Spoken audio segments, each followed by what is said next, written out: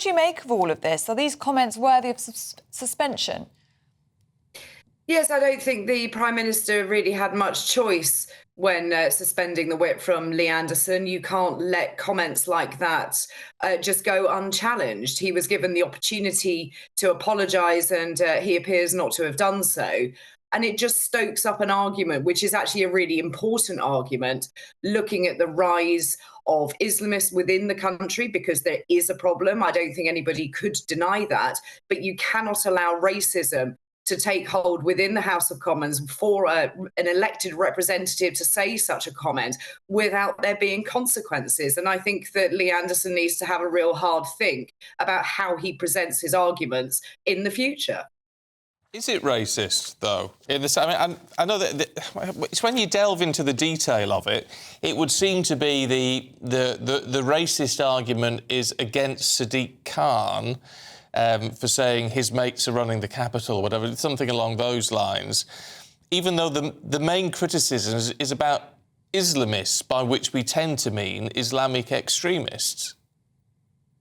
But that's the difficulty when you want to have a nuanced conversation like that, to put something out there which is very, very black and white, accusing the Mayor of London of having Islamist mates, as the quote was. Yeah, absolutely, that is racist and needs to be called out. If it was clumsy wording, then that should have been part of an apology.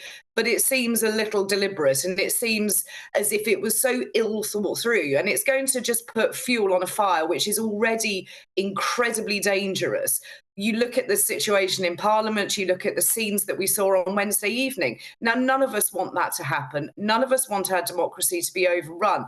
But you absolutely have to have a proper conversation about racism in all forms, just as we did with the likes of sexism and homophobia in the past. You need to look at all sides of this. You need to come down with a way of dealing with it. And I think that the police, especially the Metropolitan Police, have a real case to answer within London for allowing these marches to continue with the slurs that are being spoken on the streets of London and images being put up, projected onto the side of the Houses of Parliament. Now, that is a matter for the police, not for particularly Sadiq Khan, and that needs to be able to be stopped, and stopped immediately. Isn't the argument there that Sadiq Khan basically is the man, the main politician responsible for the Metropolitan Police? And it goes... Malcolm's been in touch this morning saying if Lee Anderson is wrong, why are a number of Sunday papers headlining with the news that the taxpayer is providing security for MPs to protect them against the threat from Islamic extremists?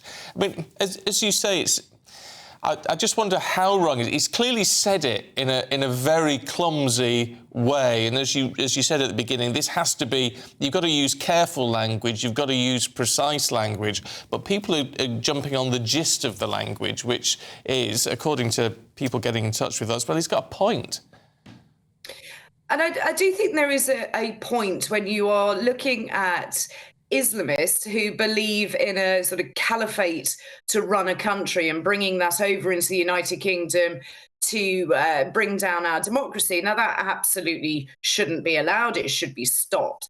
But that is a minority of people. But I think you lose the kind of conversation that you want to have by labelling everybody who is Muslim as an Islamist, because that just isn't true. It is racist and it is offensive, just in the same way that every gay person was deemed to be immoral back in the 1970s. Now, you can't have that kind of conversation. You need to be able to deal with this debate properly. Yes, there is a problem.